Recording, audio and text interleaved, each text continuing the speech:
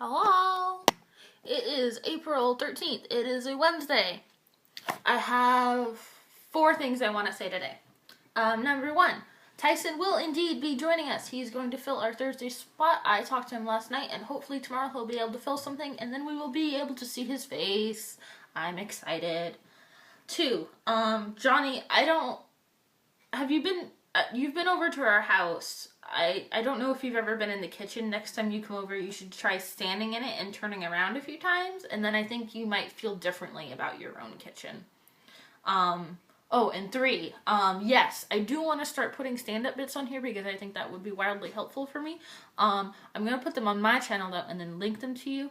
I would say I would put the link in the doodly-doo, but I don't really know how to use YouTube still. We are getting a fancy new computer here hopefully soon, and then maybe that will change and I'll be able to do like cuts and edits and put fancy links and doodly-doos.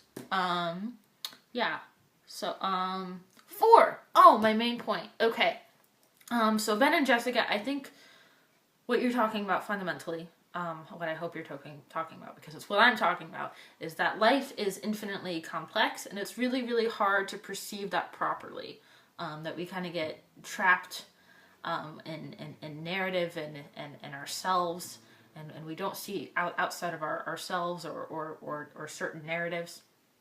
And then we become like the gang in Always Sunny in Philadelphia. And that's really, really bad because I don't want to be like that because they're monsters. So for me, one of the ways I think I try to combat that, and I don't know how, effective it is, but I think it's sure better than doing nothing, is that I think we all should try and make a conscious effort to read books, ingest media, hear stories, read news that isn't about ourselves. And that sounds really, really, really easy when you first say it. Like, oh, I'll just read books, it's fine. Like, well, unfortunately, no, it's not that easy. Because, I mean, like for example, like the Bell Jar by Sylvia Plath. I love that book. It's a contemporary classic. It has a lot of good stuff in there, but essentially it's about a young white woman who has aspirations to be a writer who's also struggling with mental illness. It's kind of about me, isn't it? Right? Like that's my experience. I'm a white middle class lady who wants to write and is also a little fucked up.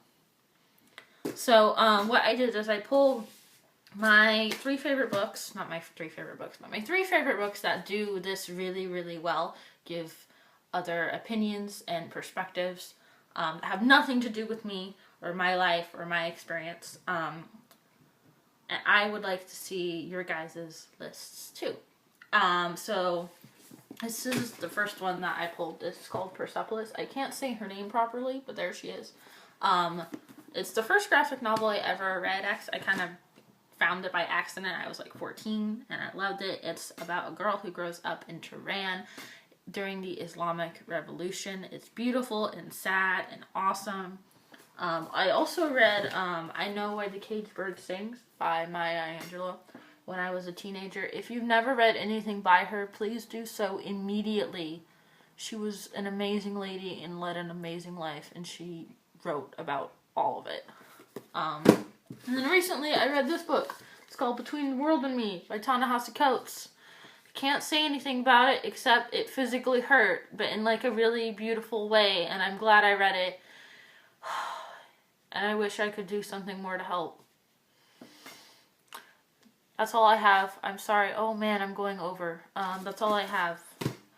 I want lists of books. Thanks.